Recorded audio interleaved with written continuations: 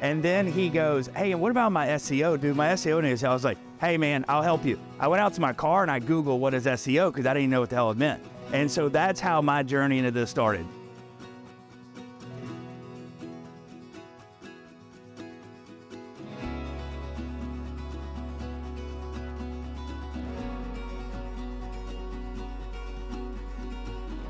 So my name's Jonathan Bannister. I'm the CEO of Cornerstone Marketing Solutions. We're a digital marketing agency specialized in the home service space, based out of here in Dallas, Texas. I have a sales background, but then I've always had this desire when I was a small kid. I either wanted to be in the mob or law enforcement, right? And I tell people I never found the application for the mob, so I went into law enforcement in 2009. I had sales up until that point, went into law enforcement in 2009. So I was like, well, this is gonna be temporary, but I don't know what I'm really gonna do. I'll just go back into sales. And when I left law enforcement, I called a buddy of mine who had always been this innovator. He'd always built things, and he had made a movie to graduate college. And I called him and I said, hey, Justin, you got anything you're working on? I'm gonna leave law enforcement. And he goes, yeah. He goes, matter of fact, I'm building mobile apps right now, and I was gonna call you to see if you wanted to help me sell them. I was like, all right, cool, I'll come check the technology out. So he showed me, and there was just these white label, basic apps for like small businesses. But when I saw like the push notification software and the geofencing, I was like, well, let me think of businesses that I know. So I've always played golf my whole life. And I was like, well, I'll go to all the golf courses I know. And I said, I taught them, look, buy this app. And this is a great way, if you get people to download it, that you could send a push notification. Like days like today, where the weather looks bad, there was probably a 30-40% chance of rain. So a lot of people would have said, like, I'm not gonna risk taking off work or something today because it's probably gonna rain. But if it did rain and you had 1,000, 1,500 people in your local area that had that app downloaded, if you could send a push notification out to say, hey, anybody that comes out today, $30, all you play the rest of the day. And that course may be $100 for that day. But if they get an extra $500 in the cash register, they were never gonna get it. And they weren't gonna put an ad out on the radio to go, hey, it's not gonna rain today, y'all come out. So I was like, I sold a bunch of them. And you fast forward, I started going to see other businesses and I was like, hey, you wanna get this app. This is what you can do for business. And this one guy goes, hey, Jonathan, look, that's cool. I like you, I'll buy it. But man, my website, it doesn't like even fit to a cell phone. Like I didn't know that was called mobile compatible. And then he goes, hey, and what about my SEO, dude? My SEO news. I was like, hey, man, I'll help you. I went out to my car and I Googled what is SEO because I didn't know what the hell it meant. And so that's how my journey into this started. So him and I went into business together, and then that business relationship didn't work out because he was the technical guy.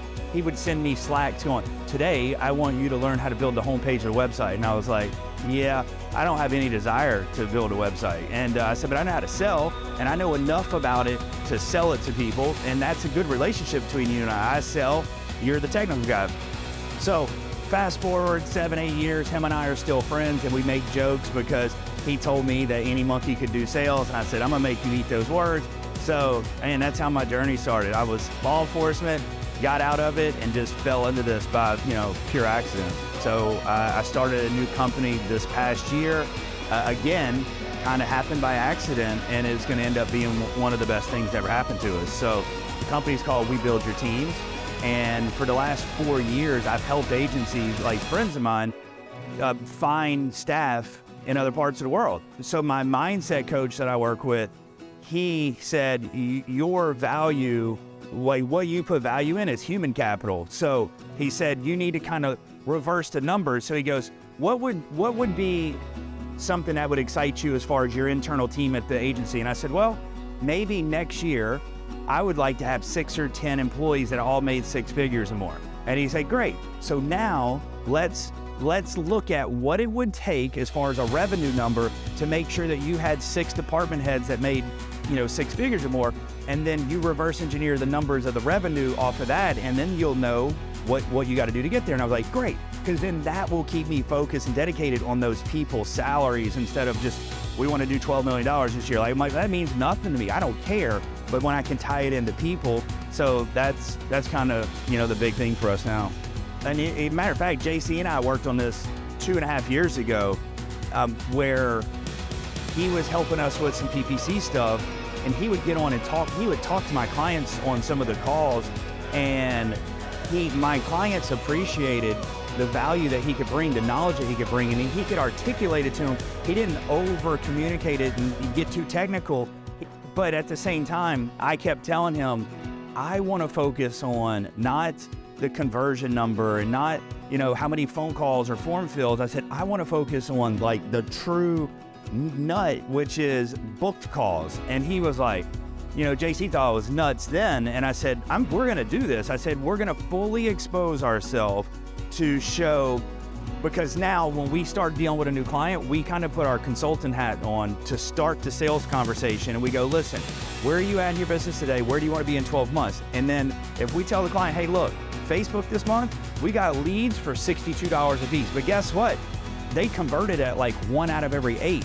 So like that lead was like a $400 book call, but we're at least going to expose ourselves, because do we want to move forward at $400 a book call? Is their margins even, set enough that they can afford a $400 acquisition, right? You have to look at those things. And I feel like what it's done is our retention rate over the last 12 months has been like 99.6%. We tell people we want to feel like we're an extension of their business, right? And by being that transparent and that open and that communicative with them on every step of the way, they do feel like we're right there, and they're able to reach and look, if I went back and looked at all my sales notes over the last 7 years, I asked those same questions. How many employees you have? How many trucks you have? How much revenue you want to do next? What did you do this year?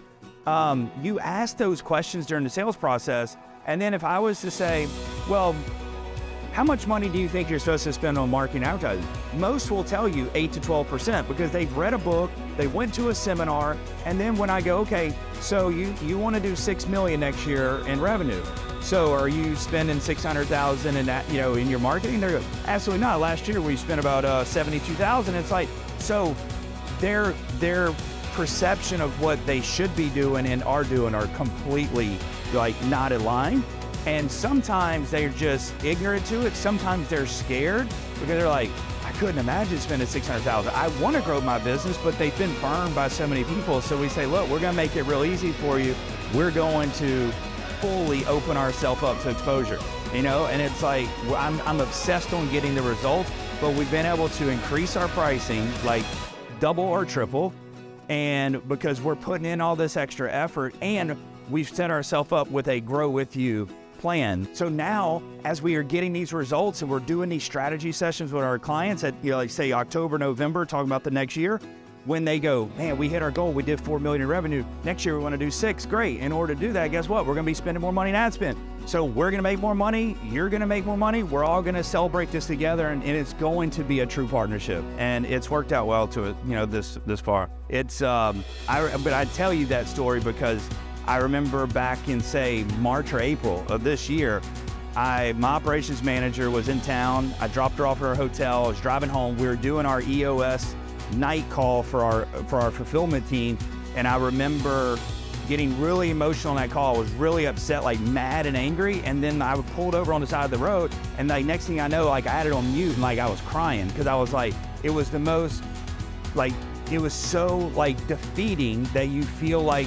you're getting there, and then like the next week, everyone's forgot it or they're just not bought into it. And I'm just telling you that company culture, your mission statement, you've got to get everyone bought in. And when you've got team members spread across the world, you can't go, well, they're a different culture, they're not going to understand what's going on. They will. The right people will. So the wrong people won't, and then you just got to let those people go, even if they do great work, because you've got to get everyone bought into the entire package and program of the company. The biggest thing for me has been just the hearing other people's stories, and because entrepreneurship, and especially from the agency side, it can be a lonely ride sometimes. Like, so you talk about those roller coasters, like being on this scary, uncomfortable roller coaster by yourself sucks, and it's like when you can hear other people that are going through those same things. And what's cool is I have found so much growth from being in these masterminds, because if you connect with the right people and you build those friendships, and it's like, listen, then I think a lot of people are scared to say, they're failing or scared to say they're struggling. Like, it's not easy to be vulnerable like that, but when you can make those connections, especially like in this group, smaller group, and you can get to know people on a more personal level and say, look, this is what I'm struggling with. And they go, we did too 2 years ago, and we've got it completely figured out. I'd love to share it with you. And then they go, this is what I'm struggling with.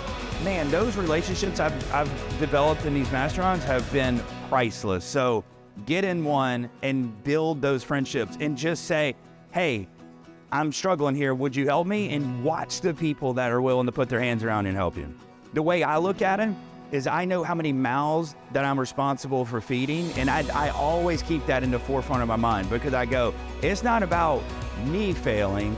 If I fail, everything fails, and there's a lot of people that are gonna be hurting because of this. So it's like, I'm not scared to say I'm in trouble and I need help. And it has been the best thing for me, because people tend to, like, if you think people tend to see you as this authority figure and you're scared, like, no, like everyone, and really it'll help other people get out of their own way and go, like, man, if his agent, if we know, like, he's doing really well, if he's not scared to say, like, then they'll never be afraid to step up as well. So you're helping other people if you really just fully expose yourself and be real.